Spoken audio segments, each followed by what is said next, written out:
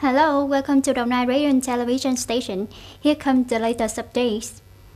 Yesterday, Chairman of the Provincial People's Committee, Tiếng Dũng, chaired a working session with departments, agencies, and the People's Committee of Biên Hòa City to review the progress of implementing key projects in the city.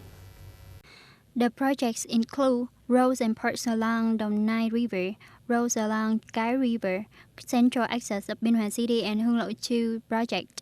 Among the projects, the People's Committee of Biên Hòa City is assigned to be the investor of the project on roads and parks along Đồng Nai River. The Provincial Construction Investment Project Management Board is assigned to be the investor of the remaining 3 projects.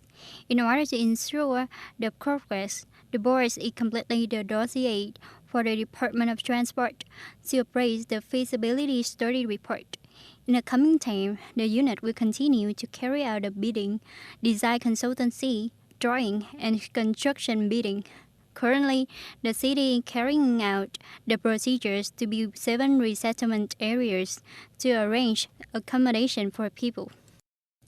Chairman Tiếng Dũng urged Biên Hòa City and other departments to focus speeding up the projects, including the commencement of the Vàm Cái Sức Bridge belonging to Hương Lộ 2 in late August. Projects must pay special attention to building resettlement areas, as this is the bottleneck of most long-term projects.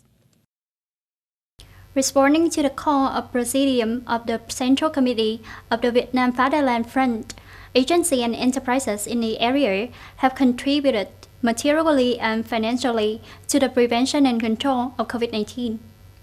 On the morning of March the 20th, Urban Industry Development Joint Stock Company No. 2, G2D, is one of the first enterprises to respond to the campaign with the donation of 1 billion Vietnam dong. According to the company leaders, joining hands with the party, the state, and the political system in the prevention of the pandemic at this present time is the number one priority, which is the responsibility of the entire people in each enterprise.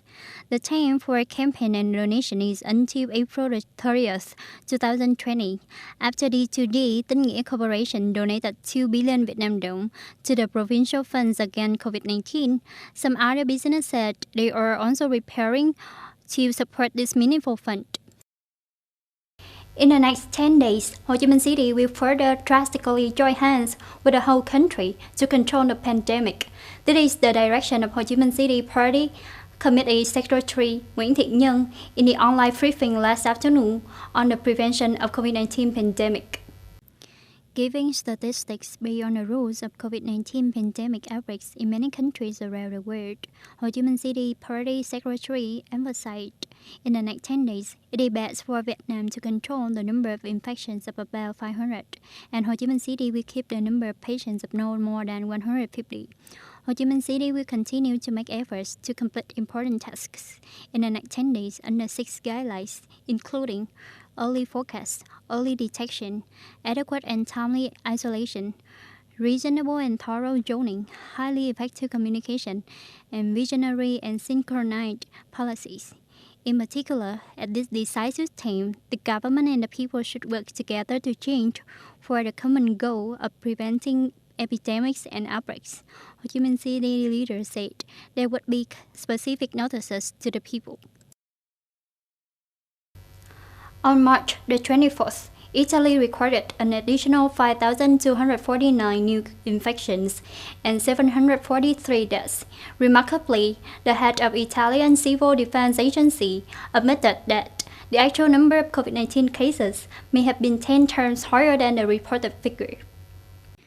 Yesterday, Italy recorded an additional 5,249 new infections and 743 deaths, bringing the total number of deaths to 6,820. Italy currently has the second highest number of COVID-19 cases in the world after mainland China and the highest number of deaths in the world. In this context, health officials and leaders around the world are expecting people to stay indoors and follow the social separation rules. More than 80,000 Italians are still believed to have failed to comply with the emergency restriction to prevent the COVID-19 pandemic. Speaking to the press yesterday, the director of the Italian Civil Defense Agency, Angelo Borelli, admitted the number of COVID-19 cases published so far may be only 1/10 of the actual number. UN Secretary General Antonio Guterres urged the leaders of the 20 developed and emerging economies G20 to adopt a wartime plan, including a $1 trillion stimulus package for businesses, workers, and households in developing countries struggling against the COVID-19 pandemic. In his letter to G20 leaders, the UN Secretary General said that G20 accounts for 85% of global GDP and has direct benefits as well as an important role in helping developing countries to cope with the pandemic crisis. He noted that COVID-19 is a crisis with many threats. Even in the richest countries, the health system is under pressure. Many countries cannot cope with the need for treatment, especially among older people. The Secretary General of the United Nations also called for an immediate ceasefire in conflicts around the world in order to focus the attention on combating the COVID-19 pandemic. That's all of the news for today. Thank you for watching and goodbye for now.